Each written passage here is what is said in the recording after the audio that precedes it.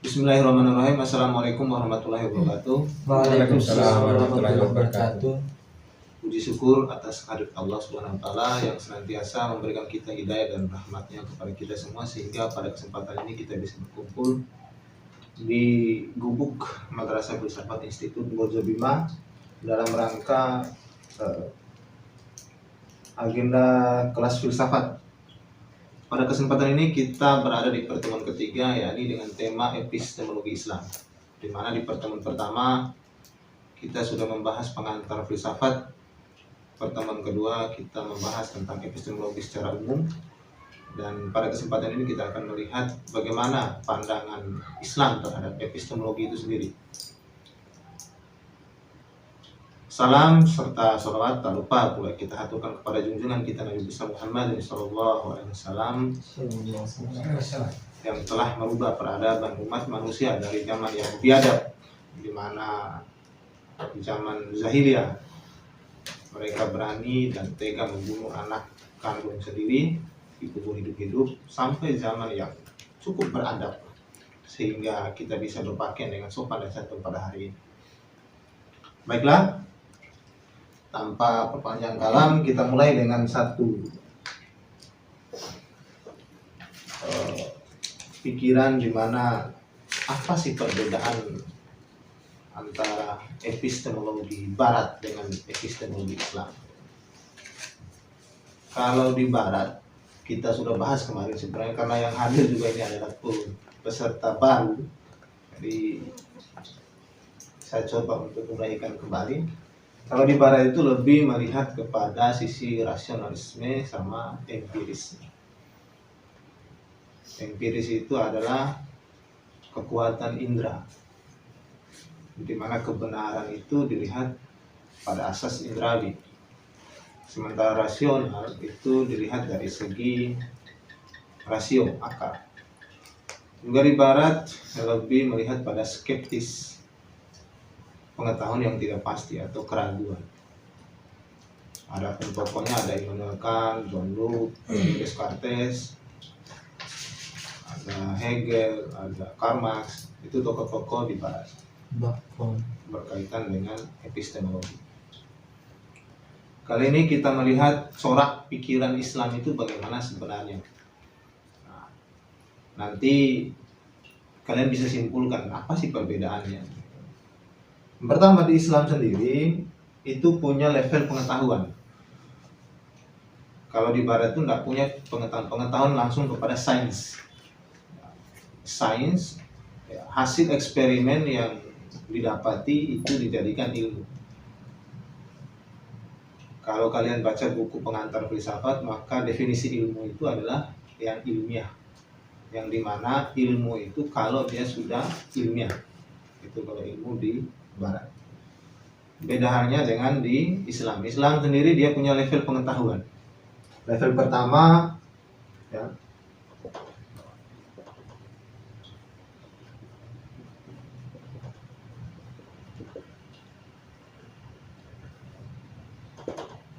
pertama tentang jah.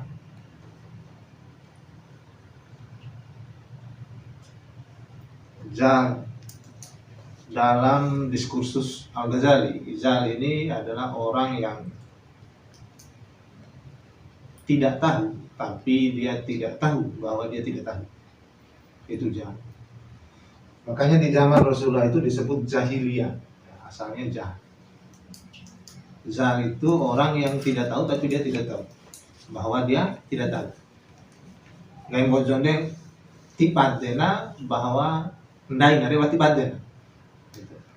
Kalau bahasa kita sekarang itu sok tahu. Ini level manusia yang sok tahu. Dia berani berkomentar apapun yang orang bilang, dia komentari. Orang bicara agama dia komentari. Kita bisa lihat sekarang ada di Facebook, di IG, di TikTok. Orang berani komentari padahal bukan ahlinya. Padahal dia tidak tahu. Tapi komentar ya. Dulu ada di media sosial kan pernah debat kusir antara Moho dan petani dulu. Sampai salah satu mahasiswa menanyakan buku tentang Samparaja. Padahal Samparaja itu bukanlah buku, tetapi ASI, tapi museum. Ini kenapa? Karena tadi itu tidak tahu, tapi dia tidak tahu bahwa dia tidak tahu. Iya. Sok tahu namanya, jah. Level pertama. Ini level terendah pengetahuan manusia. Di Islam seperti itu. Nah, kalau dia bicara Tuhan, maka Tuhan harus ditampakkan. Makanya di zaman jahiliyah itu banyak patung ya, patung tentang Tuhan. Nah, kalau di diskursusnya ini tadi diskursusnya Imam Al-Ghazali. Kalau di Ibnu Sina dia ini akal potensi. Akal di mana? Akalnya ngikut aja gitu. Ya. Kalau Tuhannya itu patung, ya patung itu adalah Tuhan. Gitu. Di zaman jahiliyah dulu, patung itu adalah Tuhan kedua. Tuhan kedua. Tuhan pertamanya oke, yang tak terlihat, tapi dibuatlah patung itu sebagai Tuhan kedua. Itu ada hampir ratusan patung yang ada di zaman jahiliyah ini. Dan itu disimpan di apa namanya? Dalam Ka'bah.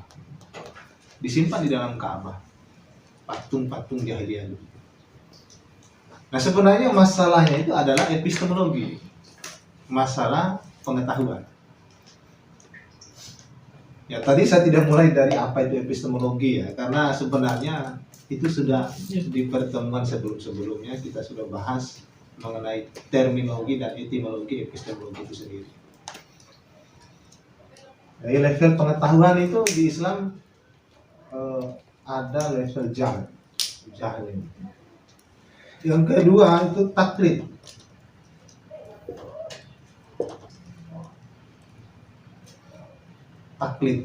Taklid ini ngikut aja, ngikut cirinya. Maksudnya gini, orang yang dia tuh tidak tahu, tapi dia tahu bahwa dia tidak tahu. Tadinya dia tahu, tapi dia tidak tahu bahwa dia tidak tahu. Kalau yang kedua, dia tidak tahu, tapi dia tahu bahwa dia tidak tahu. Jadi dia kembalikan segala sesuatunya kepada ahlinya. Misalnya kalau dia bicara hadis, ya kan, maka dikembalikan ke ahli hadis. Ini taklid namanya, ngikut aja. Karena dia sadar bahwa dia tidak tahu. Nah, sementara ini dia tidak sadar, makanya dia jadi sok tahu. Dia tidak sadar kalau dia tidak tahu. Itu jahl. Kalau taklid bedanya ini levelnya meningkat satu ke atas jadi taklid, yang ngikut saja. Nah, kalau misalnya Arjun berguru, maka ngikut aja kata guru, karena gurunya lebih ahli dari Arjun. Gitu. Itu taklid. Dalam Islam istilahnya taklid. Makanya kalau di para ulama itu ada istilahnya, kamu harus taklid dulu ya. Taklid itu begitu modelnya. Berguru. Ya, berguru.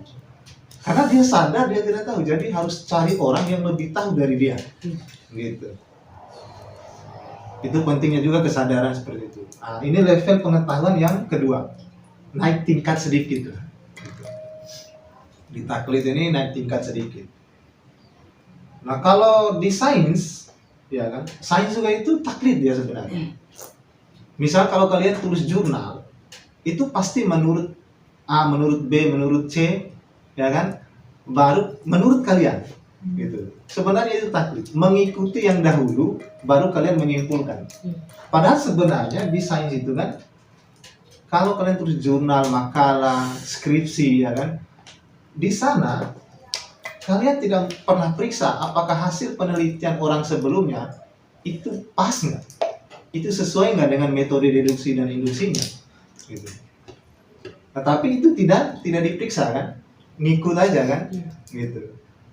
Makanya kalian berdasarkan penelitian si A bahwa di Vera ada begini ya, kalian ngikut aja, berdasarkan penelitian itu kalian ngikut aja, lanjutkan penelitian dia.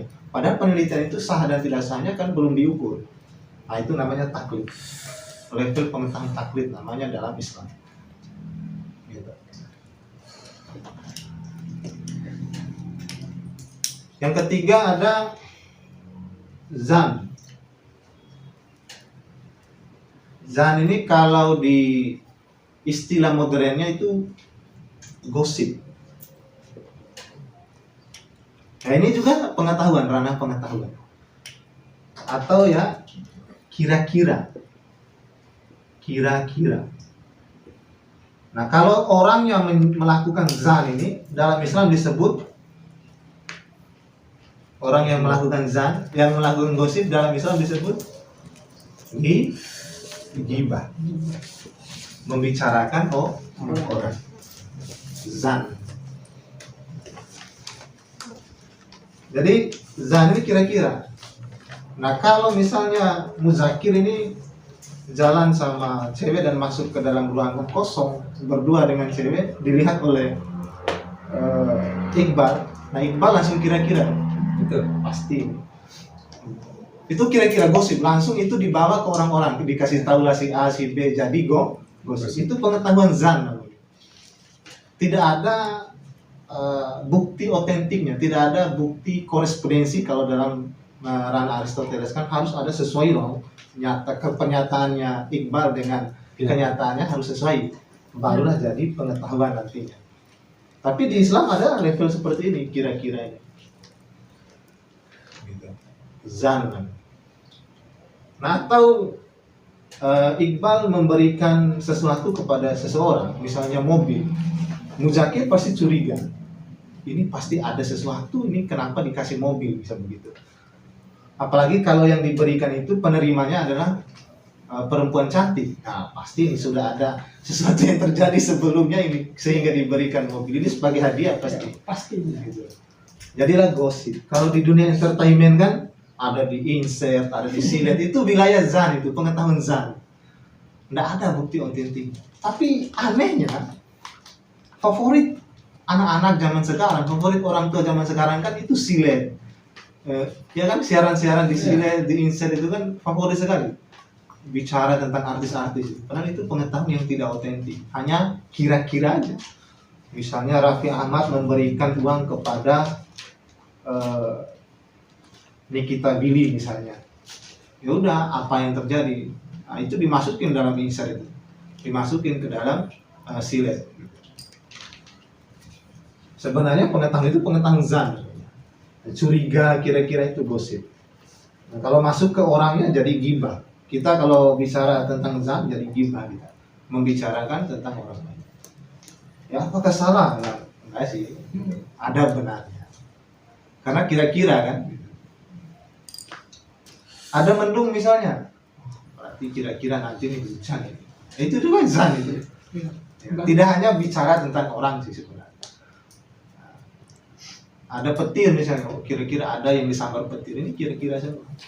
Kemungkinan seperti itu jadilah nanti itu dalam ranah, kalau dalam kajian Murtada Mutahari dan Munasabar itu namanya mungkinul wujud. Tipe pengetahuannya zan.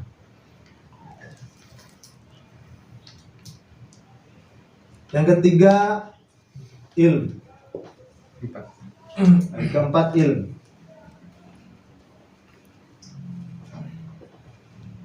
Ilm ini cirinya ma'rifah. Ma'rifah. Kenal. Tahu kan? Kenal. Ma'rifah itu mengenal dia.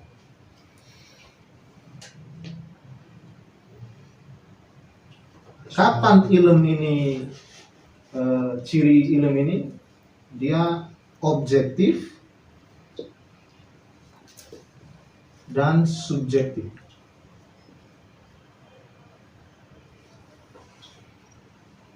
Kalau di epistemologi umum kemarin, objektif itu adalah ranah realitas, kalau subjektif itu ranah idealisme. Ya. Plato sama Aristoteles. Ya kan? Nah, kalau objektif itu lebih cenderung kalau di ilmu ini korespondensi. Kesesuaian antara gagasan dan realitas. Ya, ide dan realitas. Kesesuaian antara ide dan realitas. Jadi ma'rifah. Misal gini, kayak tadi Muzakir melihat Arjun itu masuk berduaan di kos. Arjun masuk berduaan sama cewek di kos. Dikasih tahu ke Iqbal, kamu bohong, misal begitu. Itu betul loh. Kalau kamu percaya, nggak percaya, ini fotonya, itu langsung. Itu korespondensi, ada buktinya. Korespondensi antara yang diceritakan Zakir, ada buktinya. Ini saya foto, ini Arjun masuk berduaan dengan cewek di kos. Itu korespondensi. Lalu kalau ranah subjektifnya itu ada sukun al-nafs. Sukun al-nafs ini maksudnya jiwa kita tenang. Jiwa kita tenang. Jiwa tenang. Kalau istilah Quran kan nafs mutmainnah. Jiwa kita tenang. Jiwa yang tenang. Gitu. Maksudnya begini, dalam ranah pengetahuan subjektif, ini subjektifnya itu jiwa tenang itu kayak gini loh. Tadinya zam, kita bisa membedakan antara ilm dengan zam itu seperti itu. Tadinya zam masih gosip, ya kan? Gosip misalnya, yang baru-baru ini apa nih? Kebaya merah. Kalian baca berita ada muncul kebaya merah lagi pakai topeng misalnya begitu di berita, hanya cuma foto. Lalu kalian itu masih gosip kan, kira-kira apa yang terjadi, apa yang dilakukan oleh kebaya merah. Itu kalau fotonya. Begitu kalian cari linknya, akhirnya dapat linknya, nonton videonya, jadi jiwa tenang.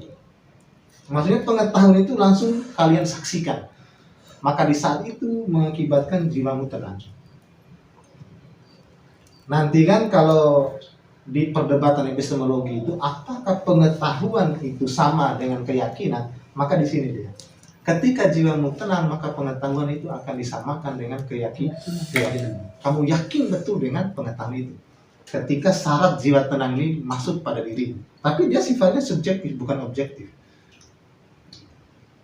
Karena keyakinan nanti itu kan subjektif. Itu jiwa yang tenang.